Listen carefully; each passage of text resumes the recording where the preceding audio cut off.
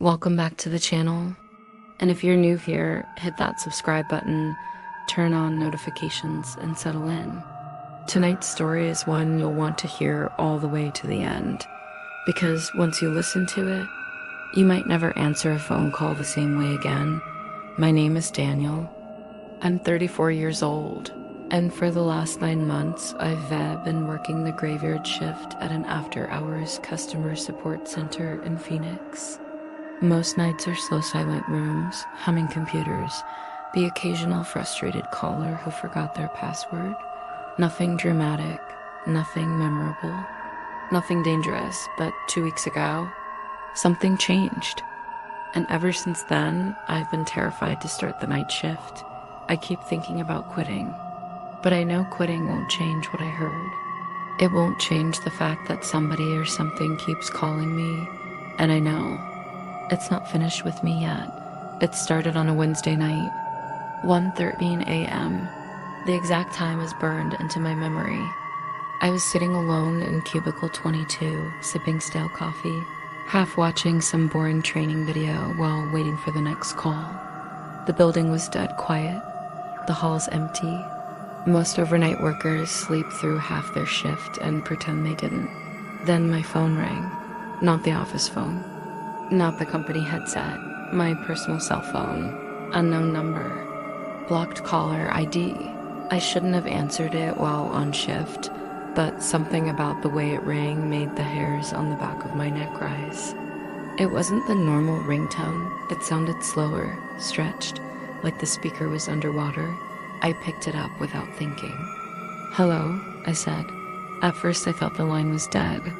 Just a soft crackling sound, like someone rubbing sandpaper gently against the microphone. Then I heard it. Children. Dozens of them. Screaming. High-pitched, panicked, overlapping cries. I sat upright so fast my chair slammed into the cubicle wall. "Hello? Who is this? What's going on?" The screams got louder, like they were rushing past the phone, running down a hallway.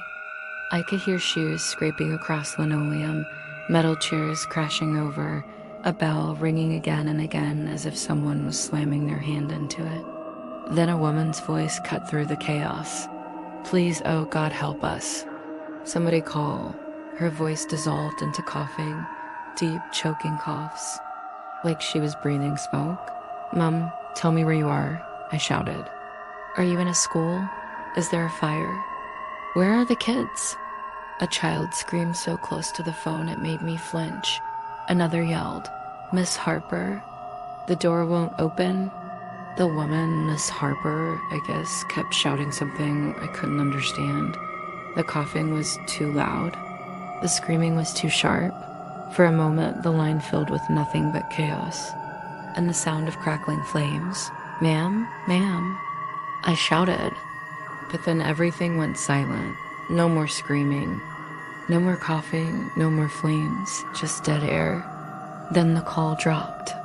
For several seconds, I just sat there, staring at my phone like an idiot. My hands were sweating. My pulse wouldn't slow down. None of it made sense.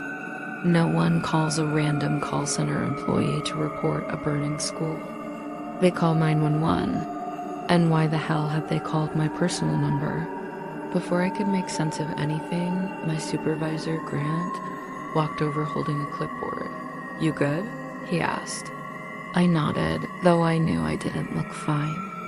"Someone called me," I said quietly. "Kids screaming, a fire. I think a teacher was trapped." He frowned. "On the company line?" "No, my cell." "Oh." His expression dropped into mild annoyance. "Probably a prank. People spoof numbers all the time. Kids don't fake screams like that," I said.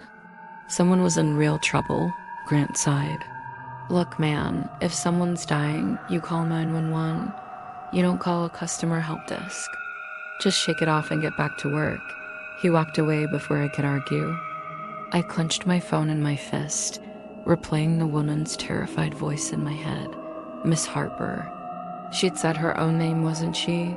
Or had the kid yelled it? I wasn't thinking clearly. All I knew was that something bad had happened. Something real. 5 minutes later, my desk phone rang. My stomach dropped, but this time it was the company line. I put on my headset and answered automatically. "Thank you for calling Netlink support. This is Daniel speaking. How may I?" Static. Loud, heavy static. My heart started pounding. "Hello. Who's calling?" A child's voice whispered. "Why didn't you help her?" Every muscle in my body locked up. The voice wasn't angry, just disappointed. Like I had failed a test I didn't know I was taking. "Who is this?" I whispered. A long scrape echoed through the headset, like something heavy being dragged across the floor. Then, "She's burning." The call ended. I ripped the headset off and shoved away from the desk, breathing hard. My hands were shaking. This wasn't a prank. Couldn't be. The voice was too close, too real, too full of panic. And how the hell would a child know my name? I hadn't introduced myself on that call. I rushed to Grant's office and told him everything. The kids, the screams, the woman. The voice saying she was burning. Grant looked annoyed at first, then confused. Then, when he checked the call logs, completely pale. There's nothing here," he whispered. "No incoming calls to your line, no contact on your extension. It shows your headset hasn't been active for the past 10 minutes. "That's impossible," I said. "You heard me talking." He didn't respond. He just kept staring at the empty call record, tapping the screen with a shaky finger. Then he said something that made my blood run cold. "The number you said called you earlier? That elementary school? If that's what you heard, it can't be real." "Why not?" "Because the school that burned down around here, West Ridge Elementary, was demolished 10 years ago." He paused. "And the teacher who died inside that fire, her name was Harper." My mouth went dry. My whole body felt hollow. Before I could respond, before I could breathe, before I could even process the nightmare that was unfolding, my personal phone, began to ring again. Same distorted ringtone, same block number, same cold, sinking feeling in my chest. And with my hand trembling, I picked it up. "Hello," a child whispered. "She wants to talk to you." The line filled with a low, burning crackle. Then I heard the woman's voice, closer than before. Her breath ragged, broken, full of smoke. "Daniel, please. Don't hang up this time." He stood completely still, breathing sharp, shallow breaths, like the air itself had thickened. The lights above him flickered again, once, twice, and then steadied. For a moment, the whole floor felt painfully, unnaturally quiet. No calls, no typing, no voices, nothing. Jason slowly walked back to his desk and stared at the phone, half expecting it to ring again. It didn't, but the headset lying on the desk, it was warm. Like someone had just been holding it. "No," he whispered, shaking his head. "This is insane." He sat down, opened the call log, and there it was again. Incoming call 555-0134, location Willow Creek Elementary School. Except Willow Creek Elementary didn't exist anymore. It was gone. Burned down 10 years ago. He remembered it clear as day. He was a kid when it happened. He remembered the ash falling through the air like dirty snow. His whole town still talked about the tragedy. A fire that started in the basement. Thick smoke. Screaming. A failed evacuation. A teacher who refused to leave. And 23 children who never made it out. Jason rubbed his face with both hands and forced a laugh that sounded nothing like him. "This is a malfunction?" "It has to be." But he didn't believe it. Not really. Because he knew that number. Every kid in his town knew that number. It was the school's front office line. He pushed away from the desk and stood up so fast his chair rolled backward. He paced for a moment, then pulled out his phone and opened Google Maps, just to reassure himself, just to confirm. He typed Willow Creek Elementary School. The result showed a single red pin. Willow Creek Memorial Site address. Permanently closed ***, demolished 2015 ***. Jason locked his phone. His hand shook. Okay, okay. I'll check it tomorrow, during the day. I'll go to the site. His voice cracked, just to prove it wasn't real. The call center suddenly beeped as a fresh wave of calls flooded the dialer. Jason nearly jumped out of his skin. His monitor lit up with dozens of incoming numbers, people from random towns. Customer complaints, billing issues, normal calls. The world felt normal again.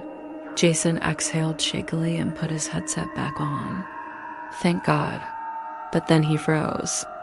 On the far right monitor, the screen that showed internal system alerts, a tiny notification blinked. Call connected, line 9 duration, 001 agent. Jason Hart, line 9. His line. He hadn't answered anything. His headset wasn't even connected. He leaned forward slowly, staring, unable to move. Duration, 002, 003, 004. Someone was on the other end. Jason lifted his trembling hand and clicked the Listen In feature, the one supervisors use to monitor agents. Static. A slow dragging static that rose and fell like someone breathing inside a storm. Then a child's whisper. Are you coming to find us?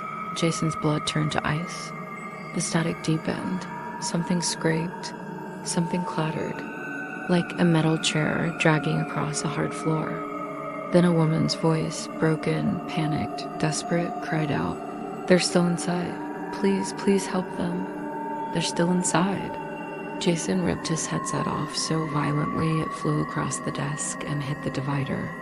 The call disconnected by itself. The alert vanished. Silence swallowed the room. Jason backed away from his desk, shaking uncontrollably. This isn't happening. This isn't happening. He grabbed his jacket and rushed toward the exit. He didn't even clock out.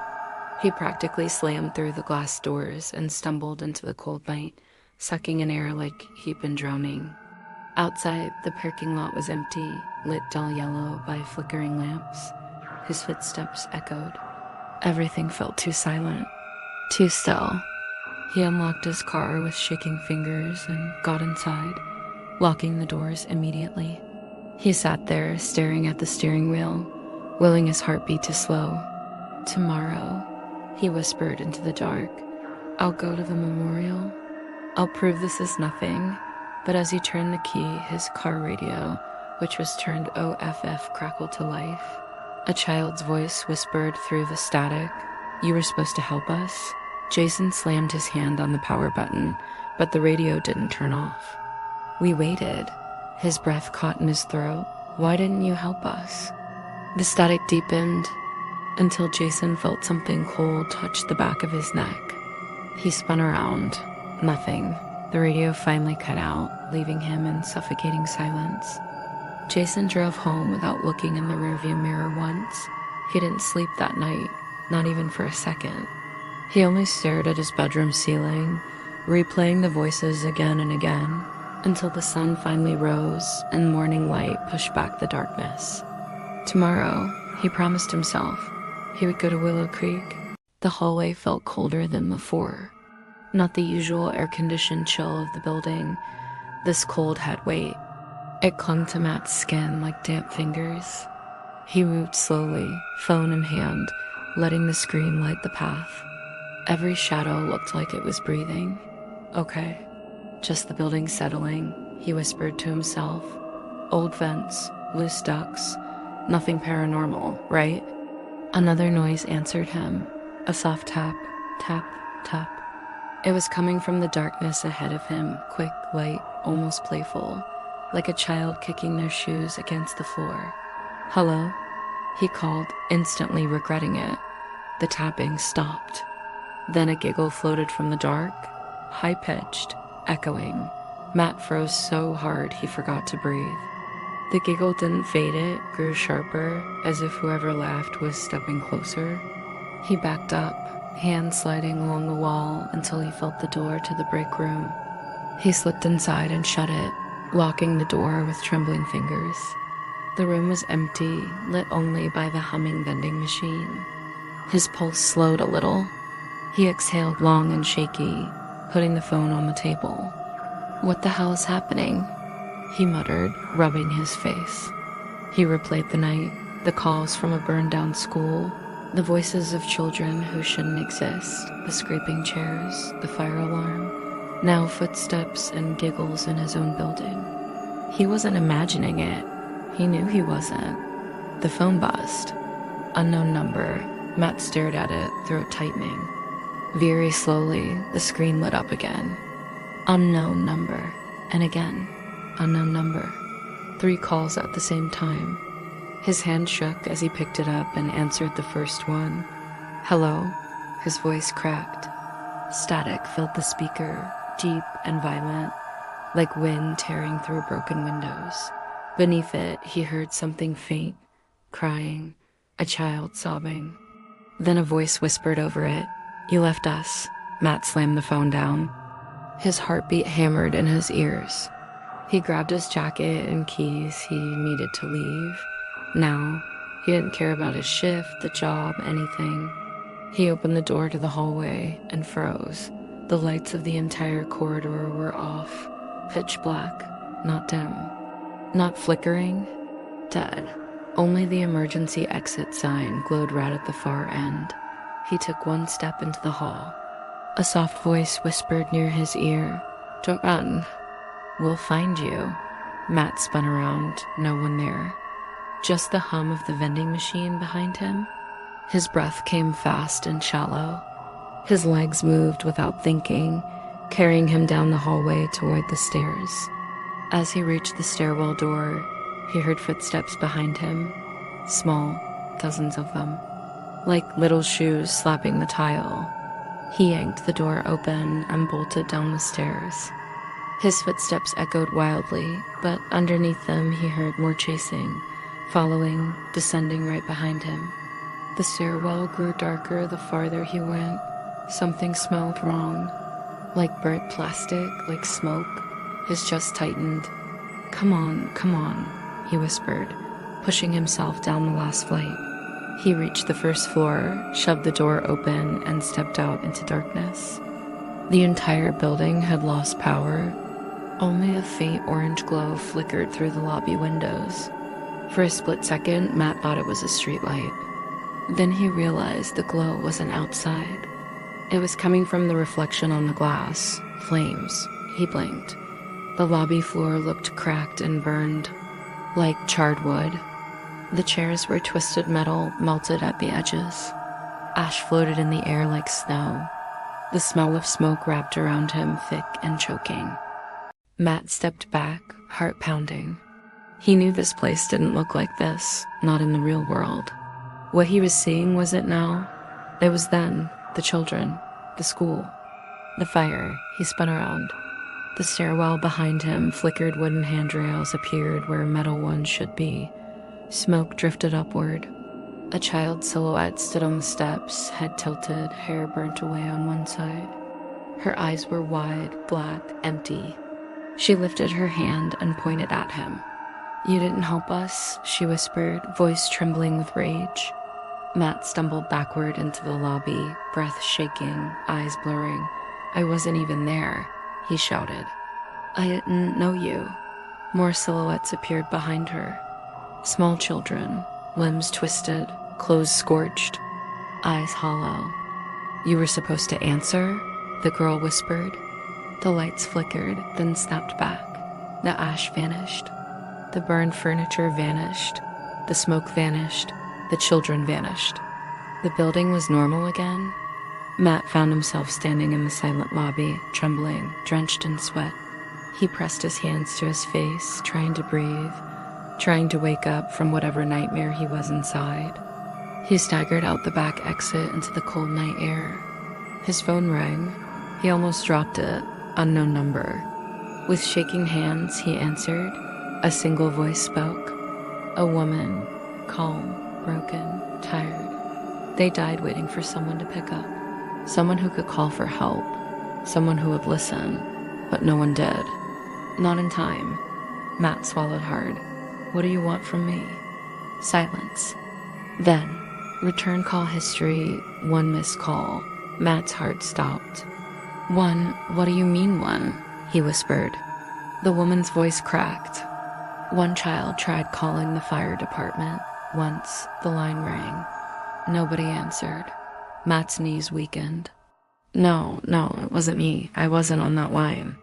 I wasn't even working. But you are now. The line went dead. Behind him, the door clicked and slowly creaked open. The lights in the call center flickered again. The hum of the computers dropped to a low, dying buzz, like the entire building was breathing in, preparing to exhale something terrible. My headset crackled. The red incoming call light began flashing on its own. Even though the system was down, I didn't touch it. I didn't have to. The line connected itself. Daniel? It was the teacher's voice, close, too close. Like she was standing right behind me, whispering directly into my ear. You hear them now, don't you? Behind her, I heard the familiar chaos. Children crying, desks overturning, the roar of flames swallowing wood, the exact same sounds from the first night. The sounds from 10 years ago. You were supposed to answer earlier, she said. You could have helped us. My throat tightened. What do you want from me? Finish the call, she whispered. You started this. You heard our last moments. Now you need to end them. I stood up from my chair, heart pounding so hard I could barely breathe. The screens around the room flashed white, then black, then showed something impossible. Live footage of the old school burning right now. But it wasn't the footage that broke me. It was the perspective. The camera view was coming from somewhere inside the school, somewhere close to the children, somewhere moving. My hands shook as I watched through their eyes, the hallways collapsing, flames ripping through ceiling tiles, children running, screaming, coughing. Then the camera turned slowly until it settled on the classroom door, the door I had heard on the first night, the door I had begged them not to open. On the screen, I watched the door unlock by itself. Stop, I whispered. Please, don't open it. But the teacher's voice came through the headset. It already opened, Daniel, 10 years ago. And you heard it. The door on the screen swung open. The flames roared brighter. Something, a shape, black and stretching, crawled through the doorframe on broken limbs, its body twisting like melted wax. Children screamed. Lights burst. The shape swallowed the room in darkness. And then the camera turned once again until the lens was facing me. Not a recording, not a replay, live. The creature tilted its head, bones cracking as it mirrored my every breath. It had no face, but I knew it was looking directly at me. The teacher whispered. He followed the signal. Every monitor in the call center exploded into static. I stumbled back, ripping off the headset, but the teacher kept talking. Her voice now echoed from every speaker in the building. He's here, Daniel. He has to finish what the fire started. Something creaked behind me. Slow, heavy, wrong. I turned. There was a shadow on the wall, but there was nothing in front of me to cast it. The shadow lifted its arm. My arm did not move.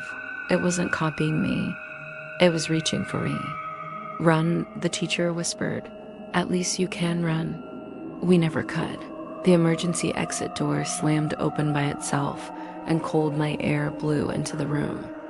I sprinted, slipping on broken plastic and glass, lungs burning with fear. Behind me, I heard it, the scraping, the dragging, like something pulling itself across the floor, not walking, but folding and unfolding through space. I burst outside and didn't stop running until I reached the far end of the parking lot. The call center building behind me flickered like a dying candle. The windows darkened one by one, leaving only a single lit square. The room I had just escaped, and in that window, a shape slowly rose, tall, wrong, warped by fire. It leaned forward as if watching me, as if learning me. My phone vibrated. One new voicemail, unknown number. I pressed play with trembling fingers. Children crying, a woman screaming, flames roaring. The exact same sounds from the school. And then a child's voice whispered, "Tag, you're it." The message ended. My phone lit up again. New call, no caller ID. I stared at the screen, terrified, frozen. The call center building lights went out completely. The night dropped into silence. My phone continued ringing, and then, right behind me, a child laughed. I ran, and I don't think I'll ever stop, because every night since then, at exactly 11:59 p.m., my phone rings again. Always the same call, always the same school, always the same voices. And I know sooner or later I'll have to answer. The dead don't stop calling. Not until someone picks up.